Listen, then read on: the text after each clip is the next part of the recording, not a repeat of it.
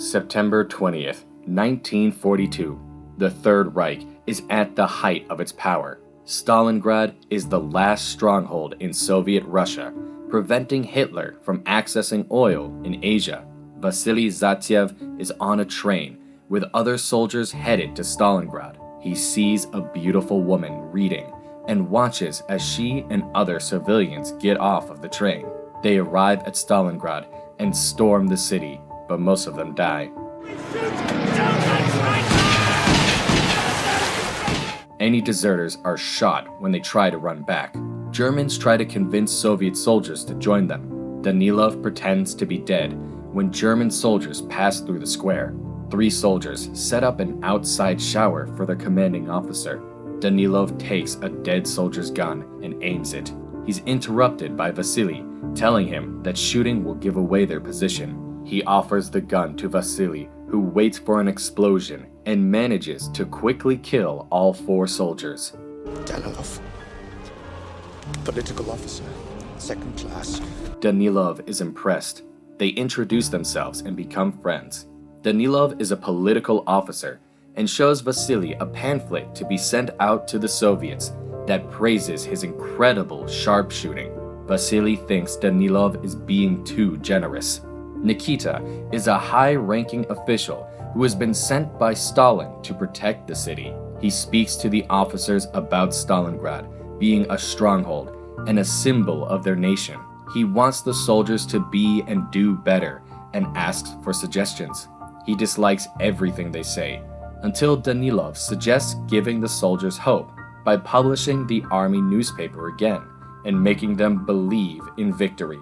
They must be given hope, pride, a desire to fight, and heroes to follow. Nikita asks if he knows any heroes, and he says he knows one. Vasily visits Danilov and sees his name on the front page of the army newspaper. Danilov is promoted to general staff. He's promoted me to the general staff. And you to sniper division. And Vasily is promoted to the sniper division. The two of them play fight, tease each other, and rejoice in being famous. More articles are published about Vasily's amazing abilities. Soldiers volunteer for the sniper division so they can be taught by Vasily. Vasily is hiding when he's found by a boy named Sasha, the great Vasily Zaitsev, who invites the snipers to his home for dinner. Mrs. Filipova is delighted to meet Vasily as she hears about him on the radio every day.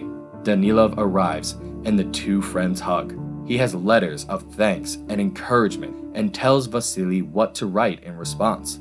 The Filipova's neighbor Tanya walks in after her patrol is finished. She's the woman he saw on the train, but only recognizes him from his picture in the newspapers. They continue writing letters, with both Danilov and Vasily trying to impress her. Mrs. Filipova tells them to rest and finish the letters the next day.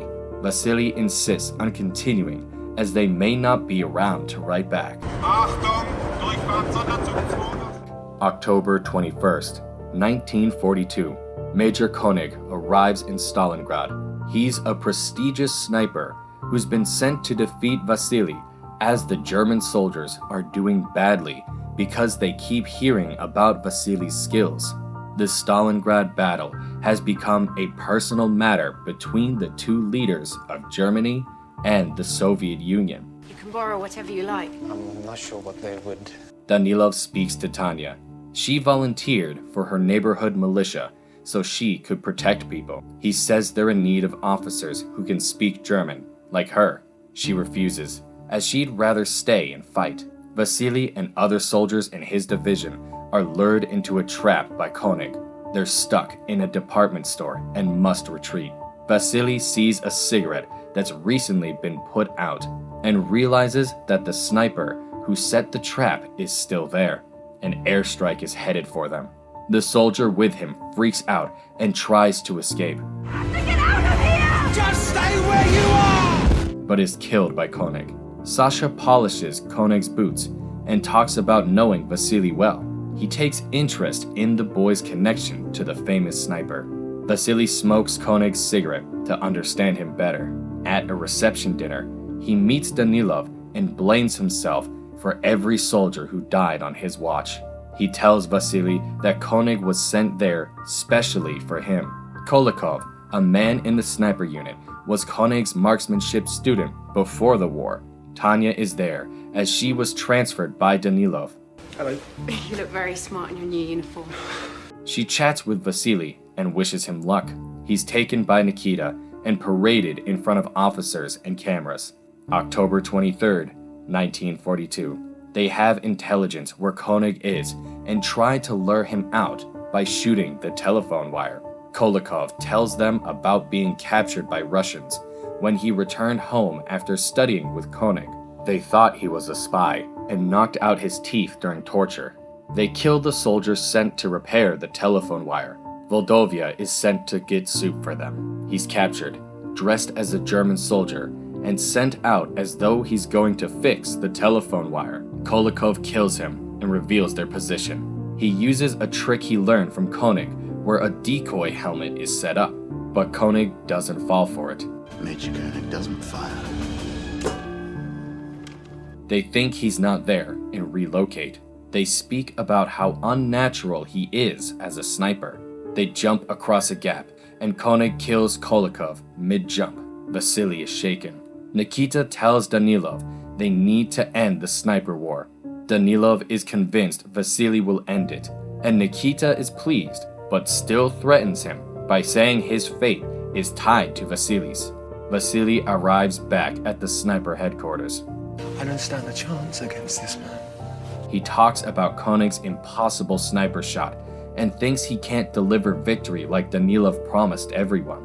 He tells Vasily that they've got someone on the inside tracking the enemy sniper's movements.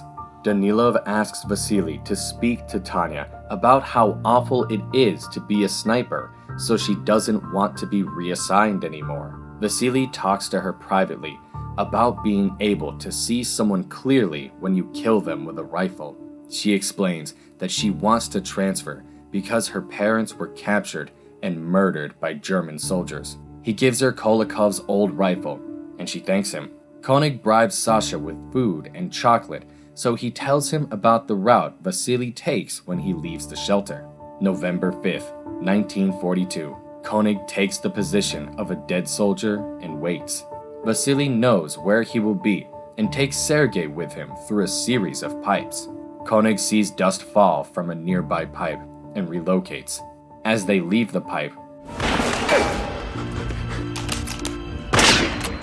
he shoots at them. Vasily is trapped behind a stove without his rifle and sends Sergei back.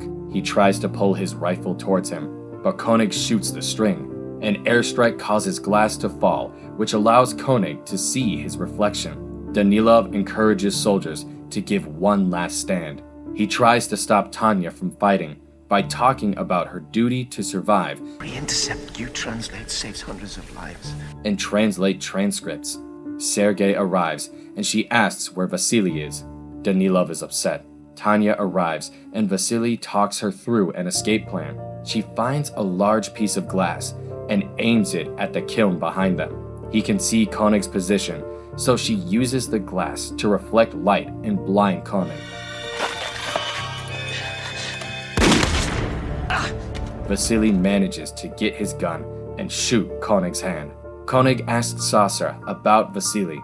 He says everyone writes to him and talks about Tanya loving him. Koenig perks up at this news, and Sasha is suddenly worried. Koenig asks why he's helping the Germans. He lies about the Germans being stronger and going to win. There's a celebration at the sniper headquarters every night because it might be their last. Vasily sits with Tanya and talks about how she and Danilov are educated and must survive the war. She asks what he'll be when all this is over, and he talks about wanting to be a supervisor at a factory where he can stand above and overlook the workers on the ground. They laugh together. Danilov writes an article for the army newspaper. Sasha tells him that Tanya stays with the rest of the snipers. He wants Sasha to tell Koenig that they're sending all their sharpshooters to support an attack on the chemical factory, and that Vasily will be there. He cuts a photograph of him and his friend. The following morning, Tanya secretly goes over to Vasily's sleeping place. They quietly make love. Vasily visits Danilov at the newspaper press. He doesn't want to be written about anymore, as he's been built into someone he's not and isn't able to fight like a regular soldier. Danilov asked what's changed and if he spoke to Tanya. He did, but doesn't think she'll reconsider. There was dust on the Major's boots. Sasha is instructed to tell Vasily that he saw dust on Konig's boots and knows they're from the chemical factory. Vasily is angry with Danilov for putting Sasha in danger. He insists he didn't, and the boy helped on his own because he believes in Vasily. Sasha guides Vasily to the factory and is warned about the dangerous game he's playing. Vasily gets into position and waits all night for Konig. He falls asleep and misses the battle. Konig is in position and sees light reflecting off his rifle. He's about to shoot when a German soldier interrupts him by stealing items from the dead Soviet soldiers. Konig is confused and is told by his superiors that Vasily is dead because they found his papers. He doesn't believe it and wants to continue, but must give up his dog tags so his death can't be used by enemies as propaganda. Nikita is angry that Vasily is dead. Danilov insists the enemies are lying and is told to make something up about their famous snipers still being alive. He can't find his friend at the sniper headquarters and asks to speak to Tanya alone. He wrote to his mother about her, and his family promises to be there for her when the war is over. She's distracted by a German announcement that Vasily is dead. They're saying Vasily is dead. Sasha cries about the death of his hero, and Konig reassures him that Vasily isn't dead. He tells the boy about a secret hiding place in the water tower. Vasily arrives at Danilov's office and reveals he fell asleep from exhaustion and then had to hide. He discovers that Sasha told Tanya he wasn't dead, so she went looking for him. Danilov is angry. Konig is waiting near the water tower and sees Tanya looking for Vasily, which confirms his suspicion about Sasha betraying him. I knew you weren't dead. She finds Vasily and they go somewhere quiet. She says she loves him and they kiss. Danilov sees this and is jealous. He writes a letter to his superiors in which he lies about Vasily trying to desert his duty. Sasha crawls out of a pipe and sees Konig waiting for him. Tanya and Vasily wake up together and are happy. He saw her on the train coming to Stalingrad and was scared by how beautiful she was. He thought that the men who got to hold her and laugh were lucky. They kiss, but she screams when she sees Sasha hanging in the distance. Vasily stops her from going after Konig and promises to kill him for her. I promise I'll get him. Tanya runs to Danilov and says she needs him. He arranges a pass for Mrs. Filipova. She refuses to leave without Sasha, so Danilov lies and says the boy betrayed his country and joined the Germans. She's upset, but agrees to leave. But maybe it's for the best. Tanya is pleased at the kindness he showed. They run to the docks and she's struck by shrapnel. Danilov thinks she's dead. Mrs. Filipova lies and says Tanya is her daughter, so they must take her across and give her medical attention. She leaves a note for Sasha to find. Danilov goes to Vasily's hiding place. He's been a fool and says Tanya is dead. He knows Vasily is a good man and wants to do one last thing for his friend, show him where Konig is hiding. Vasily begs him not to, but he sits up and Konig shoots him. Konig walks over to Vasily's hiding spot, but freezes when he realizes Vasily is aiming at him. He takes off his hat in defeat and looks at Vasily, who kills him. He takes Konig's gun and puts it in Danilov's lap. 2 months later, February 3rd, 1943, the Germans retreat from Stalingrad, and Tanya wakes up in a hospital. Vasily finds her and they reunite.